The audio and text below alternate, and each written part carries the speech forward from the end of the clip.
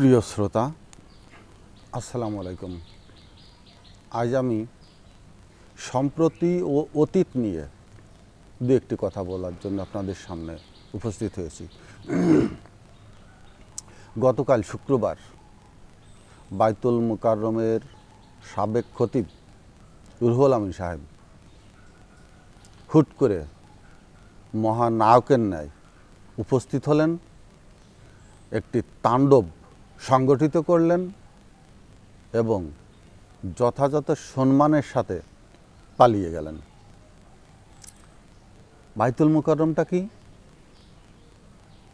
ঢাকা জামে মসজিদ না, বাংলাদেশের একটি রাষ্ট্রীয় জামে মসজিদ, বাংলাদেশের একটি কেন্দ্রীয় জামে মসজিদ। ঘটনাটি ঘটল সেখানে। আপনাদের হয়তো খেয়াল থাকতে পারে 13 সালে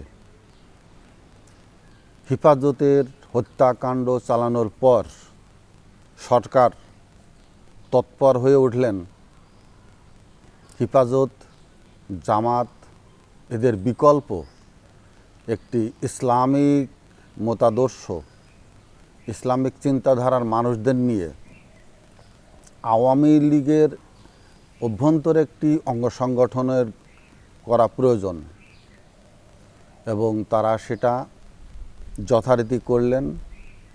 উলামা লীগ। উলামা লীগ কারা প্রতিষ্ঠিত করেছিল, কাদের মাধ্যমে করেছিল, কিছুটা সূত্র আমার কাছে ছিল। সেটা হলো বিশেষ করে 64টি জেলারই পুলিশ লাইন কেন্দ্রিক যে ইমামদের অধিকাংশই ছিল পুলিশ বাহিনীতে কর্মরত লোক। তাদের মাধ্যমেই প্রতি জেলার যে ইমামদের যে একটি কমিটি থাকে, ওই কমিটিতে তাদের দ্বারা প্ররোচিত করা কমিটির কিছু লোককে ভয়, ভীতি, অর্থ দেখিয়ে তাদেরকে কাছে টেনে এনে এই উলামা লীগ প্রতিষ্ঠিত করার শুরু একটা ভাব। এর ভিতরে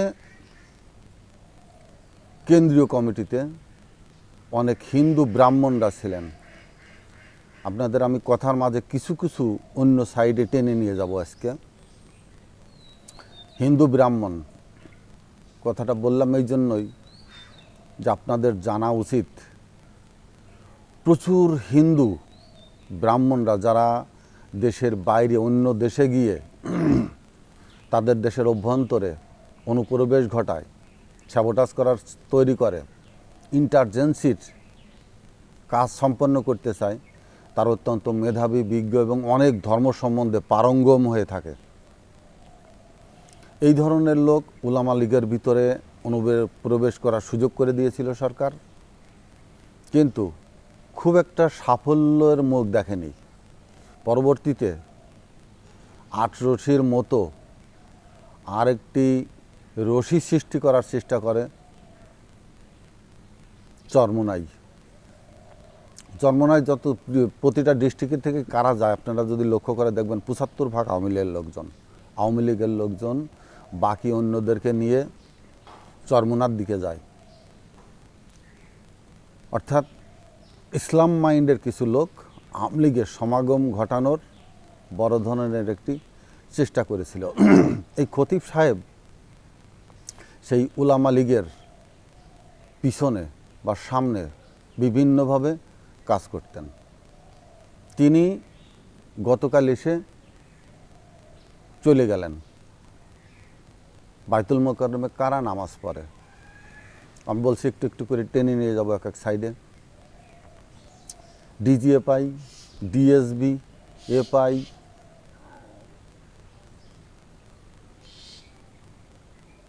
এনএসআই ছাড়াও বাংলাদেশের অভ্যন্তরের বিভিন্ন গোয়েন্দা বাহিনীর লোক তো থাকেই, বাইরের ভারতের রয়্যাল এজেন্ট প্রচুর হিন্দু দাঁড়িয়ে আছে, পাগড়ি মাথায় দিয়ে নামাজের অনুকরণ করে। তারা করে ওখানে কি হচ্ছে, কে কি বলছে সমালোচনা, খুতবার তাৎপর্য কথা তারা শোনে, তারা সংরক্ষণ করে এবং প্রয়োজনীয় তথ্যটি তারা তাদের রাষ্ট্রের কাছে পৌঁছে দেয়। এছাড়াও আরও বিদেশি সংস্থার লোক, আমেরিকান সিআইএ বলেন, রাশিয়ান কেজিবি বলেন, ইসরায়েলের মোসাদ বলেন, সব দেশেরই গোয়েন্দার এজেন্টরা, চীনের এজেন্টরা বাইতুল মুকাররমে নামাজ পড়েন, পরিস্থিতি পর্যবেক্ষণ করেন। আর ভারতের রয়েরা তারা সরাসরি নিজেরা এখানে উপস্থিত থাকেন সশরীরে। কেজিবি অপারেশন করে 1 to 1, সিআইএ 1 to 1 করে না, সিআইএ 1 to 2, 1 to 3, 1 to 4 পর্যন্ত অপারেশন করে। মোসাদ 1 to 3, 4 পর্যন্ত কাজ করে। চীনের এজেন্টের কাজ করে সম্ভবত তাদের ব্যবসায়িক পার্টনারগুলো, যারা বাংলাদেশে তাদের ব্যবসা আছে, তাদের মাধ্যমে তারা তথ্যগুলো সংগ্রহ করে থাকে। এই সমস্ত গোয়েন্দার লোকই প্রতি শুক্রবারে বাইতুল মুকাররমে নামাজ পড়ে। খতিব সাহেব আসলেন, একটা হট্টগোল তৈরি করে দিয়ে সসম্মানে পালিয়ে চলে গেলেন। বাংলাদেশের গোয়েন্দা বিভাগ সেখানে কি ছিলেন না? তাকে ধরার মতো কোনো লোক সেখানে কি ছিল না? তিনি কোন অপরাধ বোধ তার ভিতরে কাজ করেছিলেন যে 5ই আগস্টের পর তিনি পালিয়ে গেলেন? আবার কোন চেতনা বোধ তার ভিতরে কাজ করলো যে তিনি আবার পুনরায় বাইতুল মুকাররমে ফিরে এসে একটি হট্টগোল সৃষ্টি করলেন? সরিষার ভিতরে ভূত। খাগড়াছড়ি, রাঙামাটির দিকে তাকান, উদ্ভট কিছু পরিস্থিতি সৃষ্টি হচ্ছে। আমি এর আগের ভিডিওতে বলেছিলাম, আওয়ামী লীগ 15 বছরে যতটা অর্থ দেশের বাইরে পাঠিয়েছে তারও বেশি অর্থ এদেশের তাদের এজেন্টের কাছে, দলীয় এজেন্টের কাছে অথবা রয়ের কাছে গচ্ছিত আছে, যার কিঞ্চিত অর্থ খরচ করলেই এদেশে স্যাবোটাজ তৈরি করা খুব স্বাভাবিক। বাঙালিরা অর্থ অভাবেই হোক, স্বভাবগতভাবেই হোক, লোভী। তবে এবার বন্যার কথা বাদ দিয়ে, বন্যায় যেভাবে এগিয়ে এসেছে, এই দৃষ্টান্ত বাদ দিয়ে বাকিটা,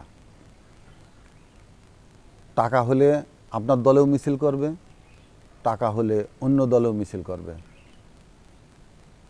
টাকা হলে এখানেও গণ্ডগোল করবে, টাকা হলে ওখানেও গণ্ডগোল করবে। এই ধরনের মানুষদের দিয়ে স্যাবোটাজ ঘটানো, রাষ্ট্রের ভিতরে অবৈধ কর্মকাণ্ড ঘটানো খুব সহজ।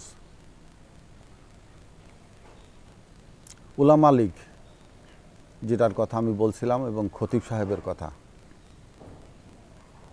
শুনলাম, 6 গাড়ি জনবল নিয়ে গোপালগঞ্জের থেকে লোকজন গিয়েছিল। গোপালগঞ্জের থেকে লোক 6 গাড়ি গিয়েছিল, কিন্তু লোক তো আরও অনেক ছিল। ওলামা লীগ ছিল, পরিকল্পিতভাবে আওয়ামী লীগ ছিল, পরিকল্পিতভাবে বর্তমান সরকারের বিপরীতমুখী অনুচর তারাও ছিল। অন্তর্বর্তীকালীন সরকার যে মৌনতা প্রকাশ করছে, এতে এ ধরনের ঘটনা, উস্কানিমূলক ঘটনা দিনকে দিন বাড়তেই থাকবে যদি সরকার সঠিক পদক্ষেপ গ্রহণ করতে ব্যর্থ হয়। উপরের থেকে কয়েকজন মাত্র পালিয়ে গেছে, পালিয়ে যাবার চেষ্টা করছে, অথবা দেশের অভ্যন্তরে রয়ে গেছে, কিন্তু তৃণমূলে, জেলা লেভেলে সেকেন্ড লাইনের যে নেতা, একজনও এলাকা থেকে সরে যায়নি। তারা দলকে সম্পূর্ণ পুনর্গঠিত এবং সাহস জুগিয়ে যাচ্ছে। নেতাকর্মীদেরকে মাঠে থাকতে, সংগঠিত হতে এবং এ ধরনের ঘটনা ঘটাবার মনোভাব তৈরি করতে সর্ব ধরনের প্রস্তুতি চালিয়ে যাচ্ছে। আপনি কি জানেন জামাতে ইসলামের ভিতরে বর্তমান সরকার আওয়ামী লীগের মাধ্যমে ভারতের রয়ের এজেন্ট প্রচণ্ডভাবে ঢুকিয়ে দিয়েছে। আমি নিজে দেখছি, জামাতে যেখানে মিটিং করছে ওই এজেন্টের লোকগুলা জামাত সে যে মিটিংয়ে বসছে তাদের কথা শুনছে, বক্তব্য শুনছে এবং সেগুলো এসে পাচার করে দিচ্ছে তাদের মনোভাব বোঝাবার জন্য। বিএনপির কিছু লোক মাঝে মাঝে লাইন মতো কথা বলছে, কিন্তু পয়সার কামড়, 10 কোটি 15 কোটি, লন্ডনে বাড়ি, বিভিন্ন সুযোগ সুবিধা, কোম্পানির শেয়ার, বিভিন্ন প্রলোভনে থেকে থেকে করে চিৎকার করে উঠছে, গণতন্ত্রের কথা বলছে, জনগণের প্রতিনিধিত্ব সরকারের কথা বলছে। কিন্তু জনগণ জানে না আপনারা কারা, আপনাদের সরকার পরিচালনা করার কতটুকুন ক্ষমতা আছে। কিন্তু অন্তর্বর্তীকালীন সরকারের দক্ষতায়, প্রজ্ঞা বেশ ঘাটতির পরিচারক হয়ে দাঁড়িয়েছে বর্তমান পরিস্থিতিতে। শুধু উচ্চ পর্যায়ের নাই, এখনই যদি তৃণমূলের আওয়ামী লীগ তাদের উপরে চাপ প্রয়োগ না করা হয় আর বারবার যদি এই নিরীহ জনগণ, সাধারণ জনগণের দোহাই দিয়ে তাদেরকে পার পাইয়ে দেওয়ার সুযোগ করে দেওয়া হয়, এই যে ছাত্র জনতার আন্দোলন, এতগুলো শহীদ, এতগুলো মায়ের কোল খালি, সমস্ত কিছু ব্যর্থতায় পর্যবসিত হবে এবং সেই হায়নাদের কাছেই দেশ আবার চলে যাবে, কোনোই ফল হবে না। অতএব বিনয়ের সাথে অনুরোধ করব, যারা বর্তমান দেশের শাসনভার গ্রহণ করেছেন, অনতিবিলম্বে দেশের অভ্যন্তরে আপনাদের সামনে দিয়ে ঘুরিয়ে বেড়ানো আওয়ামী লীগের নেতাকর্মীরা যারা এখনও সক্রিয়, তাদের বিরুদ্ধে পদক্ষেপ নিতে ব্যর্থ হলে সাধারণ জনগণ সহসায় বড় ধরনের ক্ষতিগ্রস্ত হবে, দেশ গৃহযুদ্ধের দিকে এগিয়ে যাচ্ছে। দেশে বড় ধরনের খুনোখুনির দিকে এগিয়ে যাচ্ছে। আপনারা যে সংস্কারের কথা বলছেন, যেটুকু সংস্কার করে কারোর হাতে ক্ষমতা দিয়ে চলে যাবেন, কিন্তু তার পরবর্তীতে স্ফুলিঙ্গর সৃষ্টি হবে। এমনি দেশ অগ্নিগর্ভ পরিণত হয়ে আছে। আপনারা সেদিকে নজর না দিয়ে উপরের দিকে কিছু কাজ করে সরে যেতে চাচ্ছেন, এর ফলাফল ভালো হবে না। নিচের দিকে যদি সংস্কারমূলক হস্তক্ষেপ না করেন, আপনাদের পরিণতি আরও খারাপ হবে। যেমন আপনারা তৈরি করছেন, বিগত নির্বাচন কমিশনের বিরুদ্ধে রাষ্ট্রদ্রোহের মামলা হচ্ছে, আপনারাও এরকম কিছুর সম্মুখীন হবেন। এখনও অনুরোধ করছি, সংস্কারের কথা বলে আওয়ামী লীগকে পুনর্গঠন হতে যে সুযোগ দিচ্ছেন, এর রেশ আপনাদেরকেই বহন করতে হবে। এই বলে আমি শেষ করছি। আসসালামু আলাইকুম।